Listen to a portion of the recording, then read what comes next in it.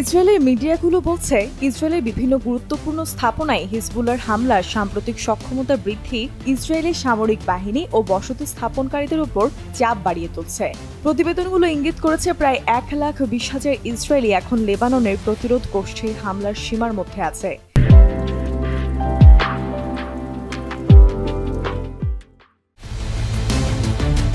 Israeli website ওয়াইনেটের একটি প্রতিবেদনে বলা হয়েছে, ফিলিস্তিনের উত্তরাঞ্চলের নাহারিয়া শহরে ইসরায়েলি বসতি স্থাপনকারীরা গত রবিবার 3 বার আশ্রয় কেন্দ্রে ছুটে যায়, কারণ একটি ড্রোন দুর্ঘটনার ফলে সেখানে আগুন ছড়িয়ে পড়ে।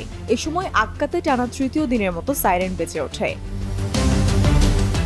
প্রতিবেদনে উল্লেখ করা হয়েছে, গত কয়েক মাস ধরে অন্যান্য এলাকার তুলনায় নাহারিয়া এবং আক্কা তুলনামূলকভাবে শান্ত ছিল, কিন্তু সাম্প্রতিক দিনগুলোতে নাহারিয়ায় একটি ড্রোন হামলার পরে এই চিত্রে পরিবর্তন হয়েছে।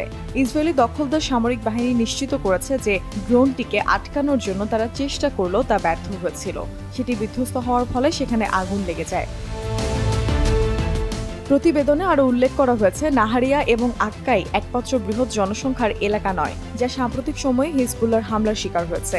এর আগে অধিকৃত গোলান হাইটসের বৃহত্তম বসতি কার্ড জারিনেও রকেট দিয়ে গোলাবর্ষণ করা হয়েছিল, যার কারণে একাধিক স্থানে অগ্নিকাণ্ডের ঘটনাও ঘটে। ওয়াইনেটের প্রতিবেদনে বলা হয়েছে, নাহারিয়া এবং আক্কার মতোই বোমা হামলার পরও কার্ডসোরিন থেকে বসতি স্থাপনকারীদের সরিয়ে নেওয়া হয়নি, যদিও শহরের অনেক ভবনে সুরক্ষিত আশ্রয়ের অভাব আছে। প্রতিবেদনের তথ্য বলছে, উত্তর অধিকৃত ফিলিস্তিনে ইসরায়েলি স্থাপনায় মে মাসে হিজবুল্লাহর সর্বোচ্চ সংখ্যক হামলা করেছে, যা সর্বমোট 325টি। পরিসংখ্যান অনুসারে গত মাসে তারা প্রতিদিন গড়ে 10টি হামলা করেছে। অন্যদিকে এপ্রিল মাসে তাদের হামলার সংখ্যা ছিল 238টি, যা দৈনিক গড় হিসেবে 7.8টি। নিউজ ওয়েবসাইটটি উল্লেখ করেছে, ইসরায়েলি সেনাবাহিনী দাবি করেছে যে এই পরিসংখ্যানগুলো স্বীকৃত নয়। তারা বলছে, এখন পর্যন্ত শুধুমাত্র গত বছরের ডিসেম্বর মাসেই সর্বাধিক সংখ্যক হামলা দেখা গেছে। পরিসংখ্যানে উল্লেখ করা তথ্যগুলো প্রতিবার ছোড়া রকেটের সংখ্যা নয়, বরং সব ধরনের হামলাকে যোগ করে করা।